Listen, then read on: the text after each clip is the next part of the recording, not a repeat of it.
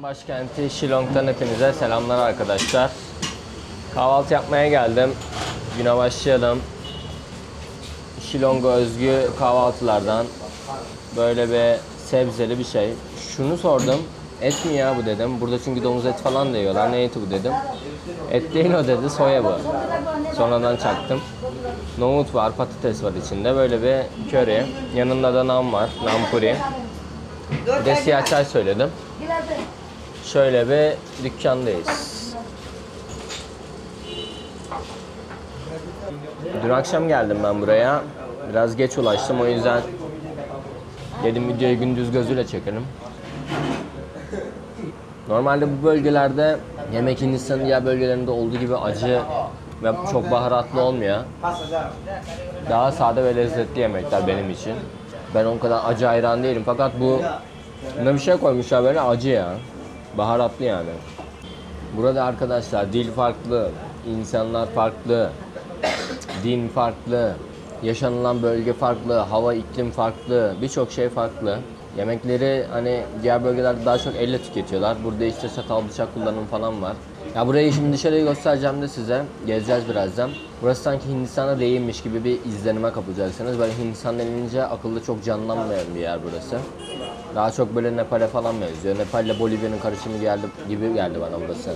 Evet arkadaşlar, şimdi Shillong'un kalbine doğru ilerliyorum.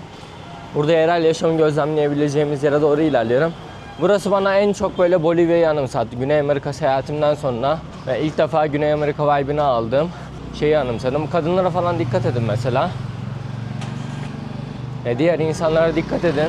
İnsanların Hindistan'ın diğer yerlerinden farklı olduğunu göreceksiniz. Yüzlere bakın.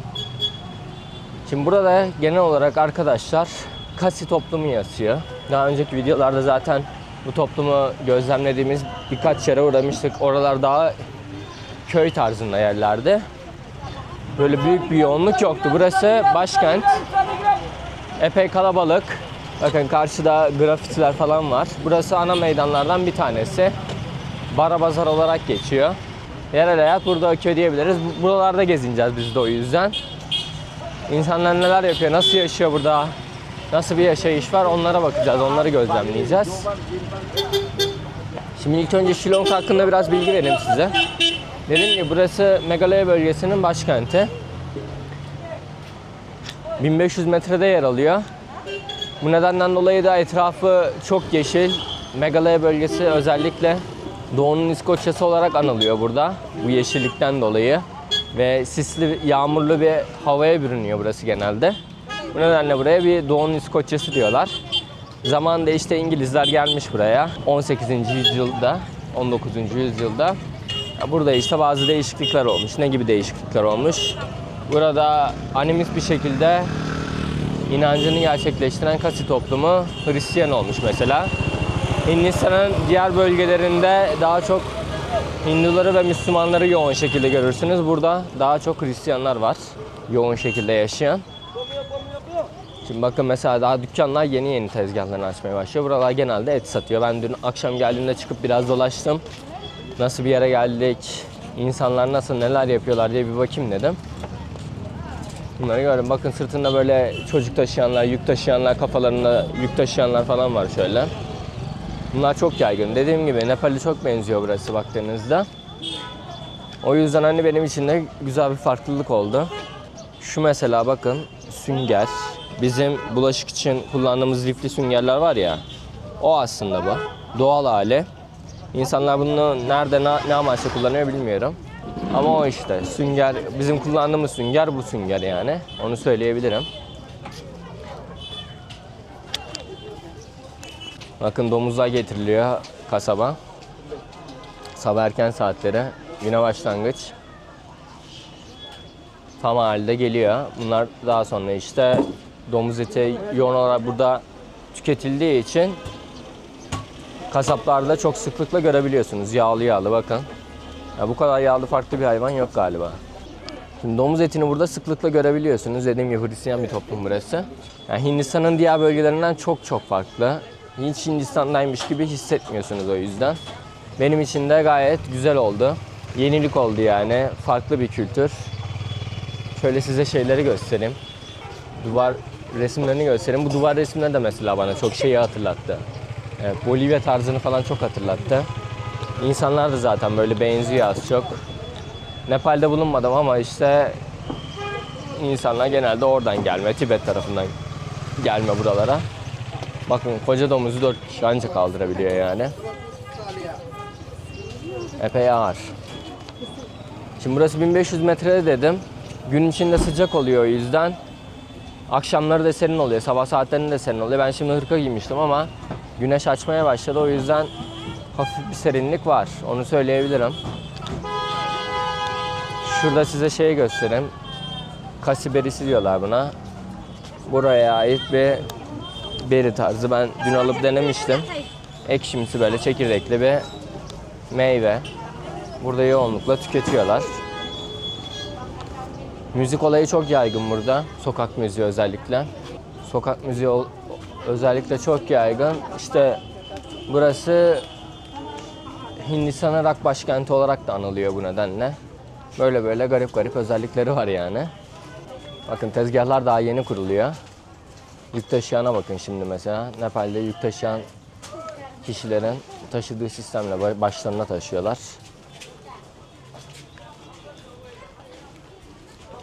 Bakın pazarda bu şekilde tezgahta çok fazla ikinci el kıyafete satılıyor. Sıfır satılan kıyafetler de var, kaliteli ürünler de bulunuyor. Bakın tüpü mesela nasıl taşıyor abi, görüyor musunuz? İp sistemi çok farklı yani. Sabah tezgahları açılmaya başlanmış. Bu toplum arkadaşlar, Kasi toplumu anaerkil bir toplum. Dünya üzerinde son kalmış artık birkaç anaerkil toplumdan bir tanesi. O yüzden de büyük öneme sahip. Ne anlama geliyor peki bu? İşte burada soy, miras kadın üzerinden devam ediyor. Miras evin en küçük kız çocuğuna aktarılıyor. Ve bu en küçük kız çocuğu evlendiğinde damat kızın evine geliyor. Daha önceki videolarda detaylı bahsetmiştim. Bu Luchi. Tropikal bir meyve diyebiliriz. İçi yumuşak böyle, dışı sert kabuklu. İçinden böyle saydam bir şey çıkıyor. Tatlı bir meyve. Büyük bir çekirdeği var. Şöyle gidelim. Ya burada hakikaten böyle geçmişe ışınlanmış gibi hissettiğim yerlerden birisi. Çok sevdim o yüzden buraya. Dün ulaştığımda böyle gördüm yani yaşayışı. Çok etkiledi beni. Sevindim o yüzden böyle bir yere gelip size de gösterebildiğim için. Bakın burada güne başlangıç hazırlıkları yine. Kokonat doğruyorlar.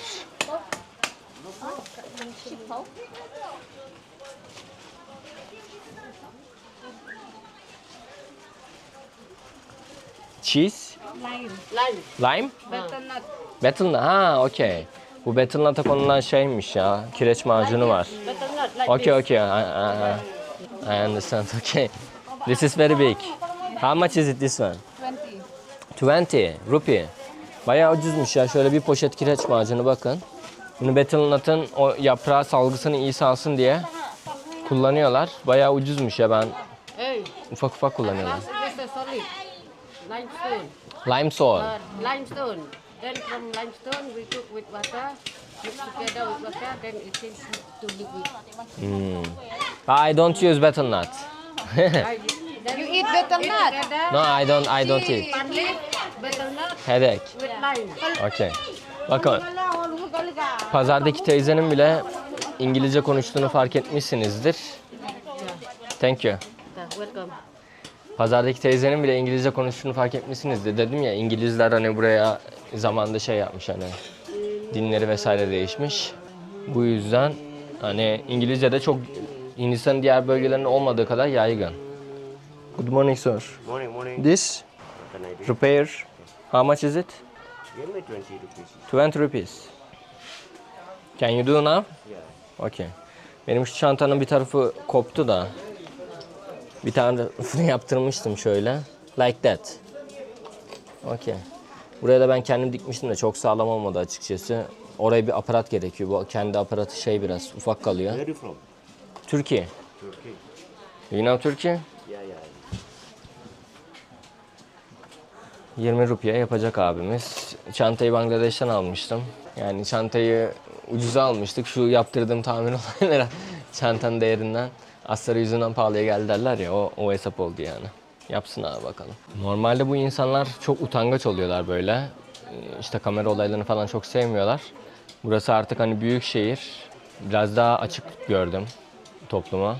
Dün gezdiğimde de hani böyle laf atıyorlardı falan.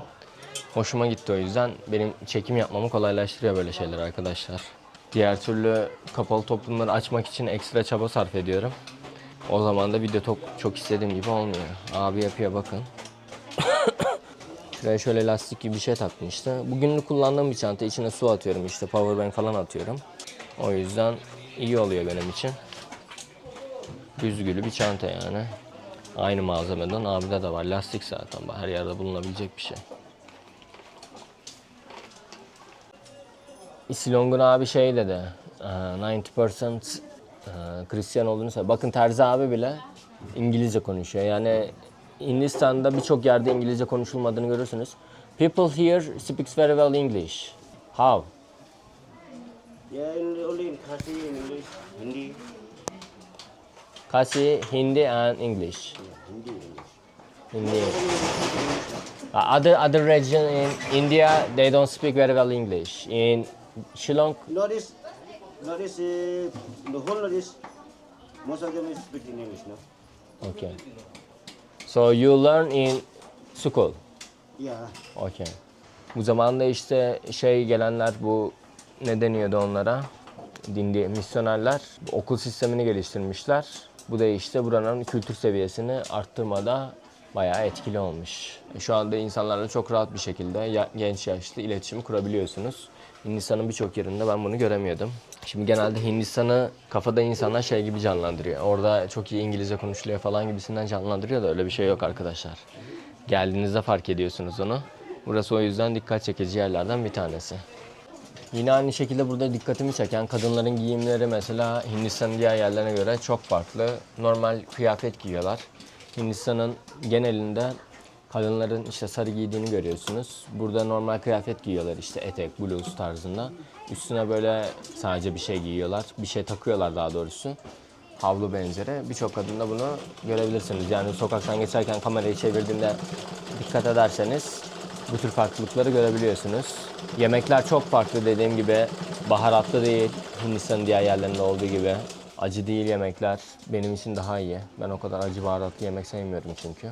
Daha çok yemekleri çok hakim burada. Çin yemekleri çok hakim. Böyle yani.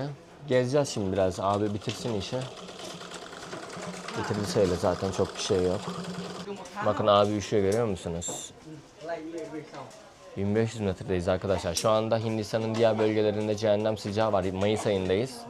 Ve şu anda resmi olarak da artık aslında savaşta başladı. Thank you very much sir. Burada en çok dikkatimi çeken şey ise çay olayı. Normalde Hindistan'ın her yerinde çay bulursunuz. Çay dükkanları. Burada çayı böyle genelde satıyorlar. Seyyar satıcılar satıyor. Böyle geziyorlar. Çay bulmak o yüzden çok zor. 10 rupiah. How much? One cup for 5 rupees. 5 rupiah. Okay, one tea please. Aisha to provide. Shimla nga abi. Ben de hazır gelmişken bir çay içeyim ya. Bakın orada da diğer... İki. Ha? No. Yo, you just Okay, abi diyor ki sen misafirsin diyor. Çay bizden diyor. Thank you very much sir. Adam zaten 20 rupiah aldı 5 rupisine de çay ısmarladı. Böyle de kalbi geniş insanlar. Burada bayağı yaptık ya. Arkadaş olduk. Patao. Patao. Patao. Pumpkin. In English, pumpkin. Pumpkin. In Kasi language patao. Okay. Arkadaş olduk. Bayağı ya. Seviyorlar turisti. Başka turistler de gelmiş. Onların fotoğraflarını falan gösterdiler bana. Patao'ymuş Kasi dilinde. Burada oluyor. Nickname'leri oluyor böyle. Komünitelerde işte çağırdıkları. Adı mesela pumpkin, Patay'mış. O da işte İngilizce'de pumpkin anlamına geliyormuş. Pumpkin. Okay, nice to meet you, Patao. See you, bye. Thank you. Biraz daha gezelim buraları bakalım. Bakın kıyafetlere dikkat ederseniz normal kıyafetler, üstüne bu havlu tarzı takıyorlar insanlar. Çocukları bu şekilde taşıyorlar. Yükleri başlarında taşıyorlar. O yüzden böyle Bolivya'ya falan çok benzettim. İnsanların tipleri de biraz benziyor yani. Bakın sağlı sollu her yer, her dükkan bu şekilde. Kadın erkek herkes yükleri bu şekilde taşıyor diyebiliriz. Şöyle ara sokaklara dalalım. Utanıyor bakın mesela bu kameraya çıkmaya. Burada betonlar satıyor abla. Paketlenmiş şekilde, yoğun şekilde tüketiyorlar. İnsanların boyları kısa gördüğünüz gibi. Ben burada biraz uzun kalıyorum, çok uzun olmasam da. 1.76 boyum mesela. Şöyle benden hesap ederseniz insanların boyunu daha rahat anlayabilirsiniz. Güzel ama ya, insanlar çok arkadaş canlısı diyebilirim.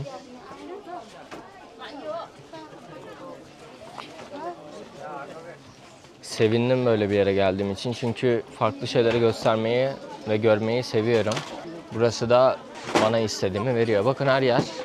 Good morning brother. Görüyor musunuz? Bu şekilde çok fazla dükkan var. Kadınlar öyle şey deniyor işte, kıyafet deniyor üstlerine.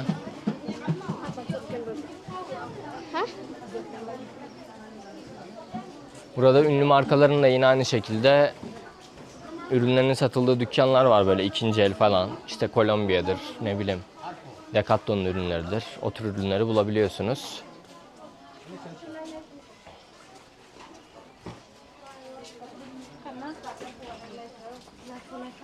Yani sabahın erken saatler olmasına rağmen yoğun bir kalabalık var. İnsanlar böyle üst baş alıyorlar.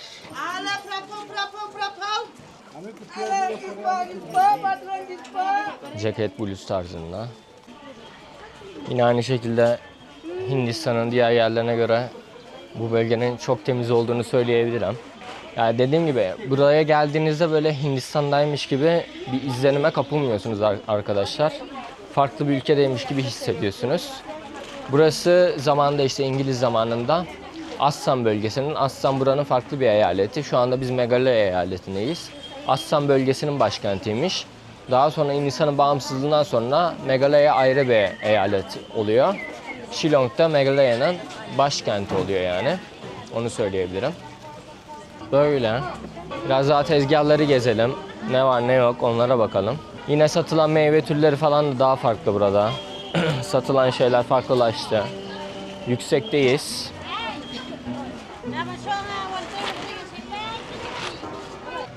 Bu müzik çalan arkadaş da işte buranın pop müziklerinden falan yapıyor. Bakın burada tavuk satıyorlar. Genelde sokakta bu şekilde satılıyor tavuklar. Ablamız doğrama işlemini gerçekleştiriyor. How much is it kg? 300. 1 kilosu işte ne kadar yapıyor arkadaşlar? 4 dolardan biraz daha az. Bu şekilde alabiliyorsunuz. Burada genelde balık satıcıları oluyor. Şu anda tek dükkan var burada. Böyle gösterebilirim. Önceki videoda şeyi söylemiştim. Hattımın çekmediğinden bahsetmiştim. Buraya gelir gelmez ben şeye gittim. Airtel'e gittim ofisine. Oradan hemen yeni bir hat aldım. Normalde önceden Vodafone kullanıyordum. Bu bölgede hani şehirde çekiyor da daha böyle kırsala, dağlık alanlara gittiğinizde orada Airtel veya Jio daha iyi çekiyor. Jio'yu yabancılara vermiyorlar. O yüzden tek seçenek Airtel. Airtel fena değil. Aklınızda bulunsun bu bölgede ziyaret edecekseniz. Gel. Burada böyle şey de yok. Görüyorsunuzdur. Tuk tuk falan yok. Hindistan'ın her yerine tuk tuk görebilirsiniz fakat bu bölgede tuk tuk yok arkadaşlar. Neden tuk tuk yok? Dediğim gibi yüksek bölgedeyiz. Tuk tukların motor gücü burada seyahat etmeye çok elverişli değil. O yüzden burada genelde küçük taksiler kullanılıyor. İşte fiyatlar da diğer yerlere göre biraz daha yüksek bu nedenden dolayı. İşte tren yok. Mesela Hindistan'ın birçok yerinde yaygın olan trenler burada çok göremiyorsunuz. Onun dışında ne söyleyebilirim farklılık olarak dikkat ettiğim? Herhalde genel olarak açıkladım. Gördükçe aklıma geldikçe sizlere aktarmaya çalışıyorum. Ya ben genelde gezdiğim yerlerde arkadaşlar ilk uğradığım yer pazarlar oluyor. Çünkü burada tüm yaşantıyı, insanları vesaireyi, her şeyi, kültürü en iyi şekilde görebiliyorsunuz. Direkt böyle hani geldiğim yerin röntgenini bu şekilde çekebiliyorum. Sizlere de işte edindiğim bilgilere istinaden daha doğru şeyler anlatabiliyorum. Sizin dikkatinizi neler çekti mesela? Şimdi diğer Hindistan videolarımı seyredenler bu videoyu seyredince ne düşünüyor? Yazarsanız yorumlara. Atladığım şeyler varsa siz de katkıda bulunmuş olursunuz.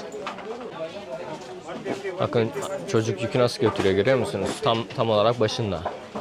Bu yük taşıma sistemi şeyden geliyor arkadaşlar. İşte bu Nepal Tibet bölgesinde yaygın olarak kullanılan bir taşıma sistemi.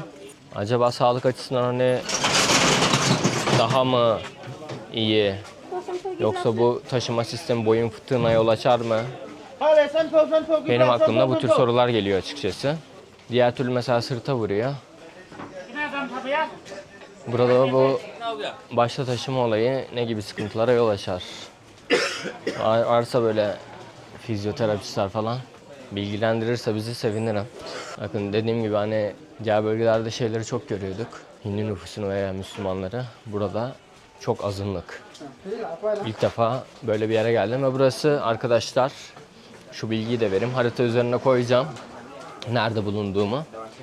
İşte burası tamamen diğer ülkelerle çevrilmiş bir bölge gibi düşünebilirsiniz bu Kuzeydoğu Hindistan'ı. İşte Myanmar'a, Bangladeş'e 5 saat uzaklıkta falan burası.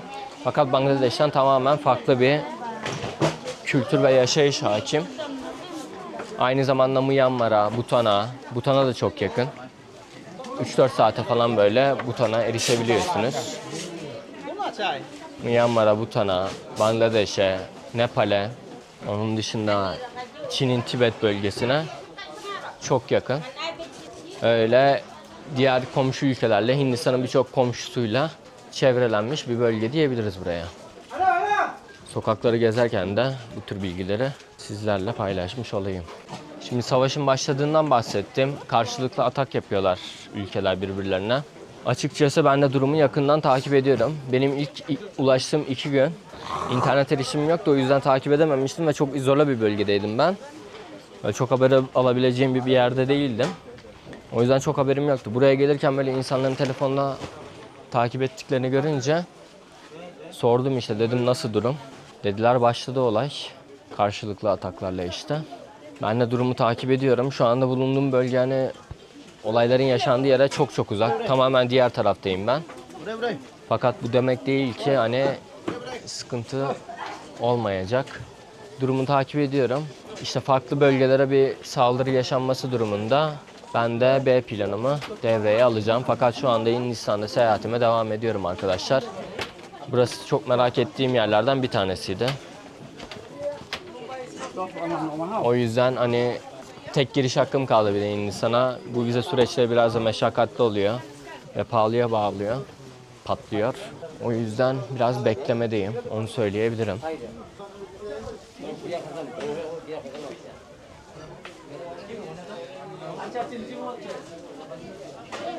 Burada da daha çok gördüğünüz gibi sebze ürünleri satılmakta. Kabak var, domates var. Domatese bakın. Yeşil.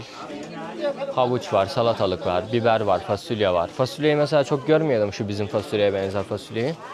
Burada var bamya, uzun fasulye, maydanoz, marul. Birçok şeyi burada görebiliyorsunuz. Diğer konu dikkatimi çeken, Hindistan'ın diğer bölgelerinde sokak yemeklerinin meşhur olduğunu ve yoğun olarak satıldığını görürsünüz, bilirsiniz. Fakat burada öyle bir şey söz konusu değil. Öyle çok sokak yemeği yok. O Hindistan'ın meşhur sokak yemekleri burada çok göremiyorsunuz. Çok az yani. Çok az. Diyorum yani kendinizi hiç Hindistan'da hissetmiyorsunuz diye. Bu da etkili şeylerden bir tanesi. Bakın abi dükkanda böyle şeyler satıyor. Ürünler satıyor. Hı? From where? From which What do you think? Huh? What do you think? Where am I coming from? Yes. Where am I coming from? What do you think? Huh? What do you think? Where's that place? India. India. Me? India. What do you Indian. think? What? No. No. Which country? Huh? Which country? Yes. I'm asking you guys, sir. Me. No, me. What do you think? You are from where? Which? Turkey. Huh? Turkey. Churchill? Turkey. Huh? Turkey. Turkey. Oh, You know Turkey? yeah. What do you know about Turkey, sir? I don't know to speak Turkey, no? No. What do you think? What do you know about Turkey? Do you know anything about Turkey? No, I'm never been there. Okay. That side. No, that's why. Turkey series is very famous. Turkey series, movies. Yes. Okay. Okay. Thank you, sir. Thank you. Böyle 350'ye satıyormuş, 4 dolar şöyle bir parça. Pazarlıkla tabii daha da indirebilirseniz ikinci el ürünler. Öyle. Thank you sir. Böyle insanlara bazen soruyorum. Hani bizim ülke hakkında ne biliyorlar, ne düşünüyorlar. Ülkeyi biliyorlar ama çok bir fikirleri olmuyor bazen. Şimdi bu insanların hani bizimle ortak bir kültürü yok. Dini inançları farklı vesaire. O yüzden çok bir fikir sahibi değiller. İşte burada genelde bizi kimler tanıyor? Müslümanlar falan tanıyor. Ya da işte Hindistanlılar tanıyor. Nereden tanıyor? İşte sosyal medyadan vesaireden ya da Türk dizilerinden tanıyorlar. Fakat bu bölge dediğim gibi çok ayrı. O yüzden burada çok tanınmıyoruz.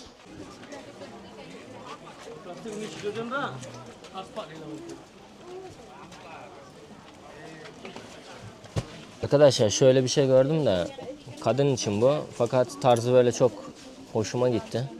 Vintage böyle. Bakın burada da yazıyor herhalde. Win Prime yazmış. Ne kadar şu biliyor musunuz? 25 cent. 25 cent'e böyle buradan bu tür şeyler alabiliyorsunuz. Daha çok işte genç kızların gelip baktığı şeyler. Bu ürünler nereden geliyor yalnız o konuda bir fikrim yok. These products where coming from? These products where coming from? Okay. Where they are coming from? Yes. From Korea. Kore. Why it is very cheap? You don't Kore'den geliyormuş ürünler de niye bu kadar ucuz dedim bilmiyorum diye. Satıyor ama bilmiyor da mesela.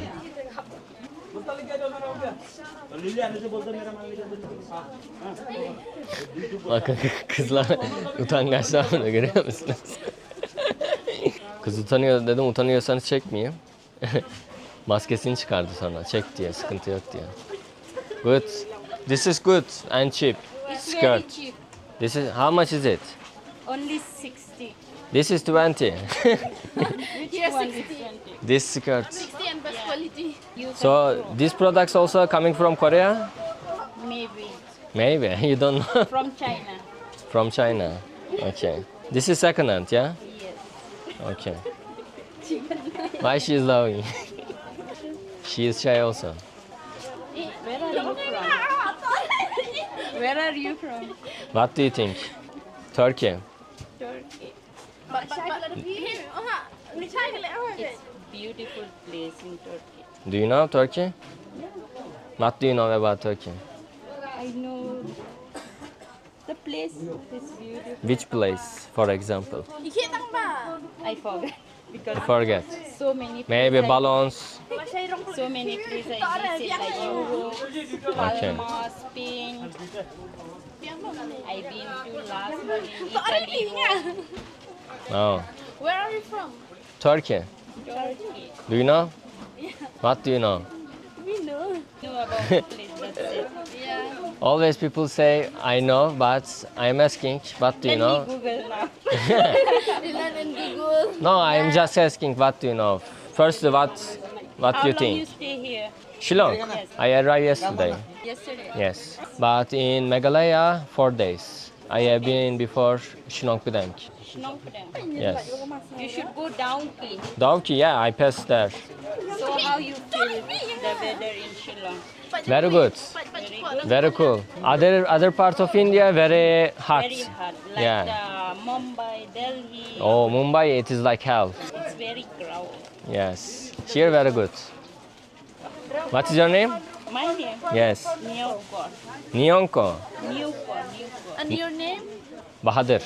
Bahadur. Bahadur. Bahadur. Yes. Your name? Anisha. Anisha. This is Chinese Kasi name. No, not Kasi. It's Panar. Jaintia. Spanak. Gentia. Gentia. Okay, you are Gentia. Yes. Not Kasi. I'm not Gentia, I'm Cassie. Oh, she's Cassie, I'm Gentia. You are Gentia. Okay. Bakın arkadaşlar burada farklı etnik gruplar da var. Gentia'dan ve Kasi'den. Biz daha önceden Kasi'leri görmüştük. Ben yoğun olarak onların yaşadım. Instagram? Yes, I have. You want? Yeah. Okay. Of course. I can write you. Siz de takip edin arkadaşlar. RCL, Royal Caribbean International Cruise. You Just came for vacation okay? for 3 months. At your vacation, you are working also. Yeah. So your family business. No, I'm just buying this. Ah, okay. You are buying. Yeah. You are looking seller. No. Bakın arkadaşlar insanlar ne kadar arkadaş canlıları. Maşallah.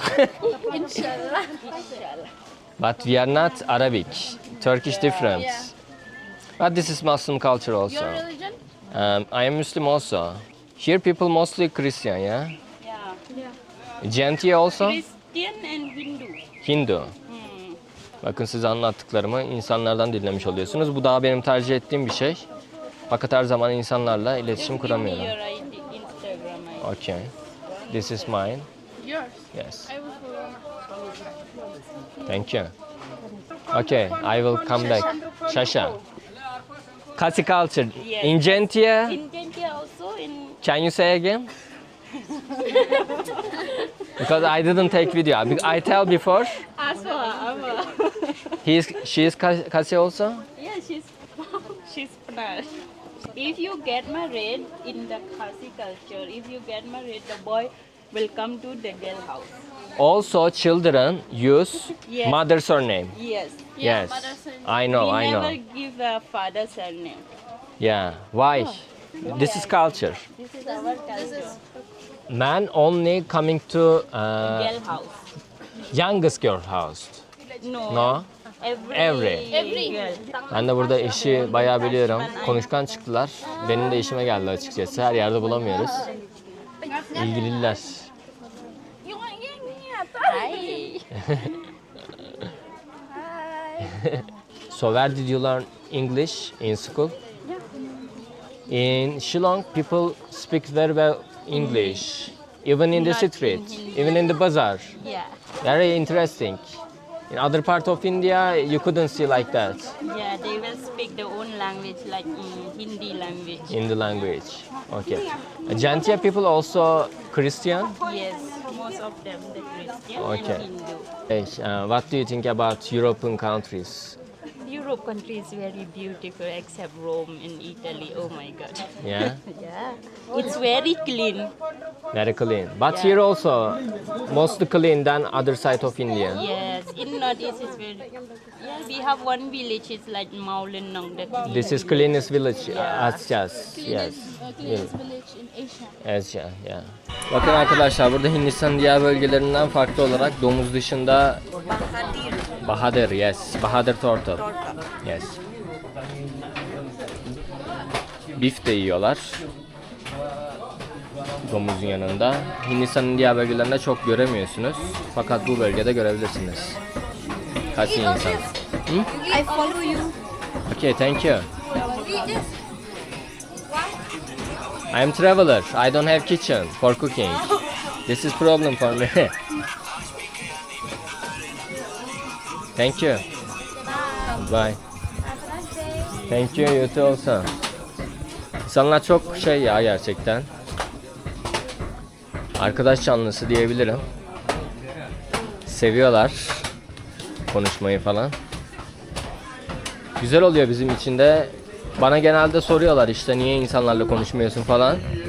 Hani insanlar ne kadar açık olursa ben de o kadar size bir şeyler gösterebiliyorum bu konuda. Bazıları sohbet etmeyi seviyor, bazıları utangaç oluyor. Değişiyor işte. Bakın burada genelde domuz satıyorlar pazarda. Daha yoğun olarak domuz satıldığını söyleyebiliriz. Bife nazaran.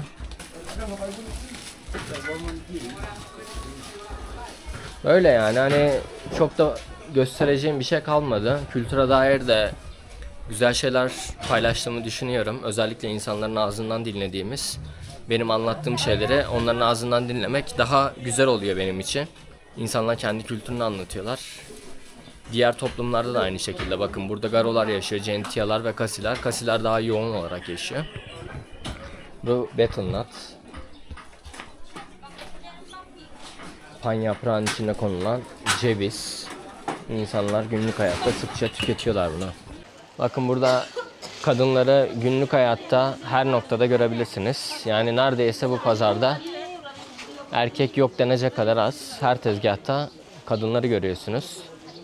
Kadınlar hayatın parçasının her yerinde çalışıyorlar, üretiyorlar. Böyle bir kültür var. Yani Hindistan'da diğer yerlerde olmadığı kadar farklı bir kültürün içerisindeyiz. Daha fazla da gösterecek bir şeyim yok arkadaşlar açıkçası. Aynı şeyleri tekrar gösterip tekrarlamak da istemiyorum. Böyle bir video oldu. Umarım hoşunuza gitmiştir. Ben çok keyif aldım bu videoyu çekerken açıkçası. Siz de düşüncelerinizi, görüşlerinizi yazıp paylaşırsanız sevinirim. Neler düşünüyorsunuz burası hakkında? Ne size farklı geldi, ilginç geldi? Neyi sevdiniz? Yorum ve görüş eleştirilerinizi yazarsanız sevinirim. Buraya kadar izleyenler de yorumlara Shillong yazarsa memnun olurum. Ben de kimler buraya kadar seyretti anlamış olurum. Bu videoyla kanalıma ilk defa geldiyseniz eğer, sonraki videolarımdan haberdar olmak için kanalıma abone olabilir ve bildirimi açabilirsiniz. Yani bunu sadece abone olmak için yapmayın. Eğer izleyecekseniz yapın ki bana da dezavantajı olmasın. Çünkü bazı insanlar hani destek amaçlı abone olmak istiyor. Fakat videoları izlemedikten sonra bana abone olmanızın çok bir önemi yok. O yüzden izlemeyecekseniz eğer videoları abone olmazsanız daha iyi olur benim için.